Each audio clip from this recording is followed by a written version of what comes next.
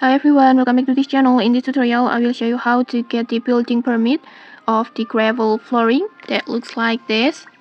This one, the gravel flooring like this, that looks like this. And to get this permit, this building permit, it's super easy like this. To get this permit, you need to reach battle pass at the Dreamlike cinematic event until level 4 like this. And so how do you level it up?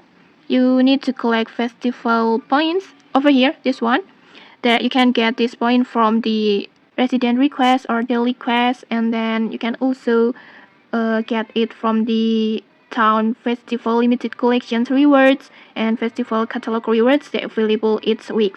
And make sure to keep doing the event tags and claim all the available rewards. And make sure to keep doing the event tags and claim all the available rewards until you get the enough festival points to reach the level 4 and get this building permit of gravel flooring. And then next you can use this gravel flooring at your build mode. And okay, that's it. If you found this helpful, don't forget to like, comment, and subscribe for more tutorials. Thanks for watching and see you.